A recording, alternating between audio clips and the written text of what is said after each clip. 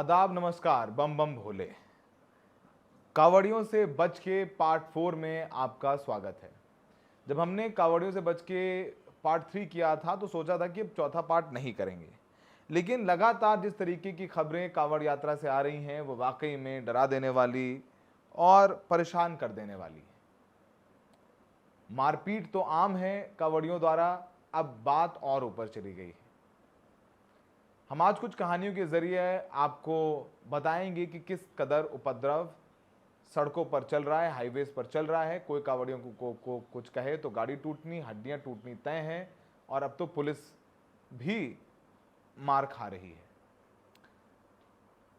और हम फिर से एक बात ये दोहराना चाहते हैं कि हम पूरी कावड़ यात्रा और कावड़ियों को बदनाम नहीं कर रहे हैं। वहाँ हजारों भक्त हैं जो बहुत श्रद्धा के साथ जल लेके हरिद्वार से अपने अपने घरों को, मंदिरों को जाते हैं, लेकिन बहुत सारे उपद्रवी हैं जो इस कावड़ यात्रा के आड़ में उपद्रव करते हैं, कानून व्यवस्था की धज्जियां उड़ाते हैं, और उन्हें खासकर उत्तर प्रदेश में कानून ने पूरा का पूरा समर्थन साथ दिया हुआ है। योगी आदित्यनाथ यहां तक कहते हैं कि कावड़ यात्रा के जरिए रोजगार मिलता है।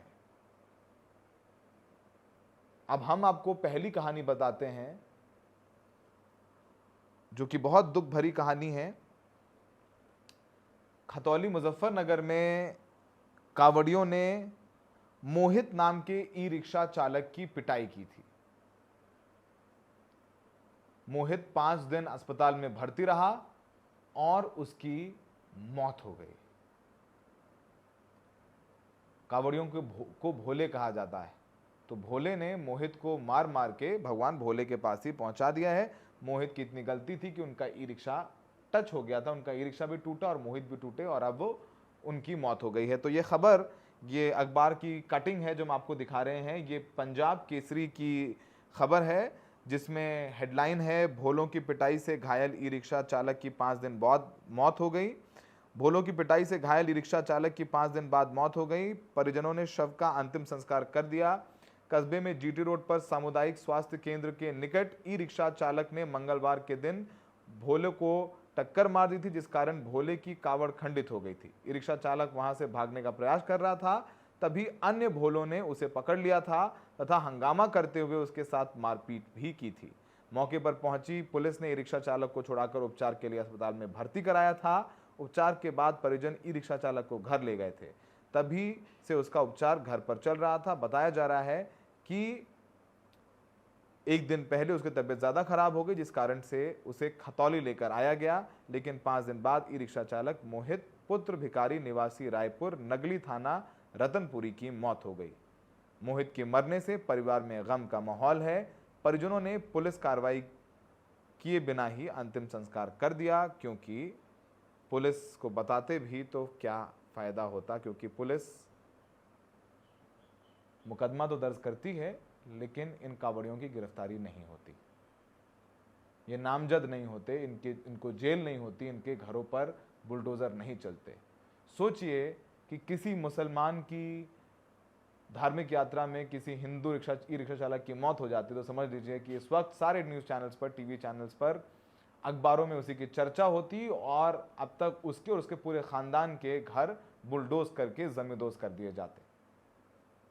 लेकिन दोहरा मापदंड है, उत्तर प्रदेश में योगी आदित्यनाथ की सरकार है, हिंदू हृदय सम्राट है, तो क्या है, कुछ फर्क पड़ता है? नहीं फर्क पड़ता है। अब हम आपको दूसरी कहानी के बारे में बताते हैं। दूसरी कहानी है झुंझुनू राजस्थान की, क्योंकि राजस्थान से भी कावड़ यात्रा आती है और वहां भी चल रही है। राजस्थान की झुंझुनू में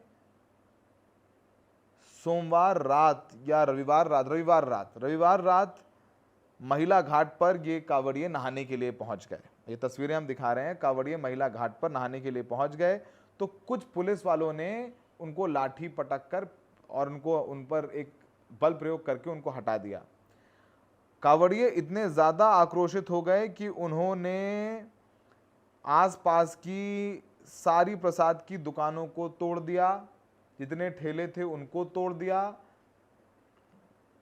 खड़े लोगों की पिटाई कर दी और कुछ कुछ पुलिस वालों के साथ भी उन्होंने धक्का मुक्की और मारपीट की है, जिसकी तस्वीरें हम आपको दिखा रहे हैं।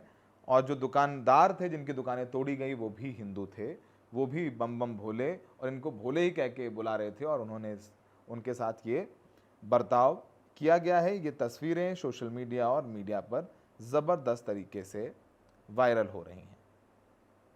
ये महिला घाट है जिसकी तस्वीरें हैं झुंझुनू की, राजस्थान की, और वहीं पर ये पूरा मामला सामने आया है।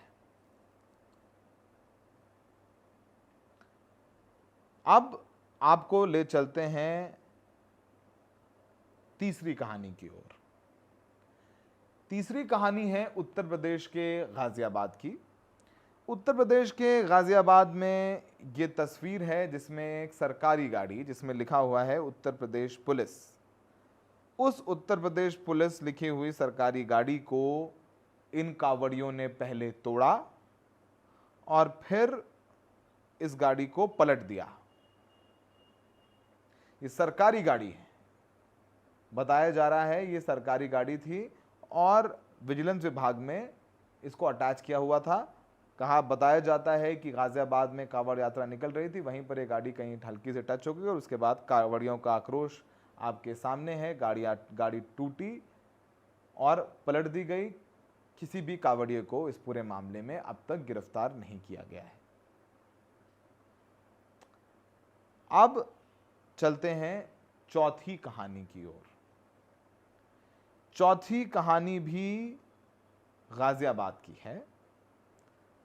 गाजियाबाद में आपको बता दें कि ये जो कांवड़ यात्रा है निकलती है तो उत्तर प्रदेश में जो मेरठ का हाईवे देहरादून तक या हरिद्वार तक जाता है, वहाँ पर सारी जो नॉन वेजिटेरियन दुकानें हैं, नॉन वेज की दुकानें हैं, वो बंद कर दी जाती हैं, शराब की दुकानें बंद कर दी जाती हैं, यहाँ तक कि शराब की दुकानों को ढक दिया जाता है। लेकिन ज़रा ये तस्वीर देखिए, गाजियाबाद में एक शराब की दुकान बंद थी लेकिन वो ढकी हुई नहीं थी, उस पर काला कपड़ा नहीं था, जिससे कांवड़ियों के भेष में आए कथित गुंडे नाराज हो गए और इन्होंने बंद शराब की दुकान पर पत्थरबाजी की, जिसकी तस्वीरें हम आपको दिखा रहे हैं। पत्थरबाजी करने के बाद इन्होंने दुकान को तोड़ फोड़ कर दिया और पत्थरों से दुकान का शटर भी तोड़ने की कोशिश की और दुकान में डैमेज करने की कोशिश की है। ये तस्वीरें गाजियाबाद की हैं जहां पर आपको ये कांवड़िए दिख जाएंगे कि कैसे ये पत्थर लेकर के, वो पत्थर इनके हाथ में जिससे घर बनता है, बड़ा पत्थर है, जिसे एक दूसरे को पास कर रहे हैं और फिर उसे उठा करके फेंक रहे हैं दुकान की ओर, शराब की दुकान की ओर। बस तकलीफ इस बात की है उन्हें कि इसको ढका क्यों नहीं गया, जबकि शराब की दुकान बंद थी। अब सोचिए कि आपकी मंशा क्या, सड़क पर जाओ भाई, दुकान बंद है लेकिन ढका नहीं गया, मतलब एक गजब की गुंडागर्दी है। कॉन्फिडेंस कहां से आता है, कौन दे रहा है कॉन्फिडेंस? इसलिए कॉन्फिडेंस आ रहा है, उनको पता है कि पुलिस कुछ नहीं करेगी, उनकी गिरफ्तारी नहीं होगी, उन पर मुकदमा नहीं होगा, उनका कोई जवाबदेही नहीं है, वो जो चाहें जब चाहें कर सकते हैं। तो ये तस्वीरें आपकी आंखों के सामने हैं। ये कावड़ मार्ग पर चलने वाली एक दुकान थी जिसे इन कांवड़ियों ने तोड़ फोड़ करके बराबर कर दिया है।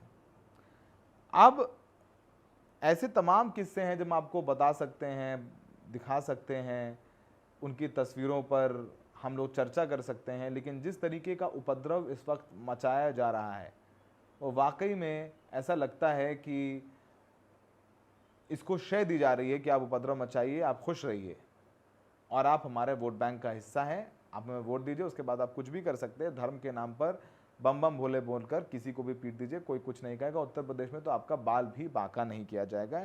इस बात की तस्दीक ये सब सारी कहानियाँ करती हैं। अब उत्तर प्रदेश के, अब हरिद्वार में ही एक कावड़ लेकर के, बहुत बड़ी कावड़ लेकर के, लंबी लगभग 35 फुट ऊंची कावड़ लेकर के जा रहे थे कावड़िया, और वो कावड़ जो है हाई टेंशन लाइन से टकरा गई, जिससे 6-7 से ज़्यादा जो कावड़िए हैं वो झुलस गए, उनको करंट आया है, जिसमें से कहा जा रहा है कि 2 की हालत बहुत ही ख़राब है। एक बुलंदशहर में भी घटना हुई है एक्सीडेंट में 2 कांवड़ियों की मरने की खबर है, क्योंकि ट्रैफिक पुलिस तो वहां पर है नहीं। बिजनौर में, माफ कीजिएगा, बुलंदशहर में नहीं, बिजनौर में आवारा पशुओं से टकराकर बाइक सवार 2 कांवड़ियों की मौत हो गई। और फिर सहारनपुर में बिजली का करंट लगने से 2 कांवड़ियों की मौत हुई है। तो 4 कांवड़ियों की मौत भी हुई है, जिस पर कई कांवड़िया रोष में भी हैं, लेकिन क्या कर सकते हैं, हाई टेंशन लाइन है। आपको देखना चाहिए कि 35 फीट ऊंची अगर कांवड़ यात्रा लेकर के जा रहे हैं तो उसका असर होगा और वो कांवड़ टकरा सकती है तार से, और उसमें जो नुकसान हुआ है वो आपके सामने है।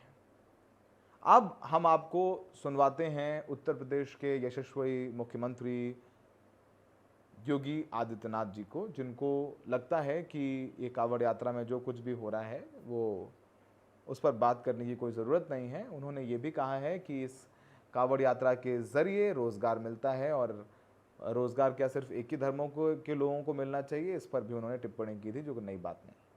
तो योगी आदित्यनाथ जी को सुनिए और फिर अपनी राय भी हमें बताइए। इस समय पश्चिमी उत्तर प्रदेश में कांवड़ यात्रा चल रही है। याद करिए, यही कांवड़ यात्रा इस कांग्रेस और समाजवादी पार्टी की सरकार के समय, बहुजन समाजवादी पार्टी की सरकार के समय प्रतिबंधित की गई थी। ये केवल एक कांवड़ यात्रा नहीं है, ये केवल शिव भक्तों का एक मंगल गान नहीं है, उनकी यात्रा भर नहीं है, इसके साथ रोजगार भी जुड़ा हुआ है। याद करिए, कांवड़ यात्रा के साथ चलने वाले लोगों का रोजगार, उसके साथ लगे हुए हस्तशिल्पियों का रोजगार, उसके साथ लगे हुए छोटे गांव के दुकानदारों का रोजगार, उसके साथ जुड़े हुए वे सभी अन्य कार्य जो इस यात्रा के साथ चलते थे, जिनकी आजीविका चलती थी, एक यात्रा वर्ष भर के लिए उनके पास इतनी आमदनी करती थी, उस आमदनी को फिर कहीं लगाते थे, उससे कई गुना मुनाफा कमा करके फिर अपने और अपने परिवार की भी और देश की समृद्धि में भी अपना योगदान देते थे। लेकिन पिछली सरकारों ने इसको रोकने का काम किया था। तो आपने उत्तर प्रदेश के मुख्यमंत्री योगी आदित्यनाथ को सुना।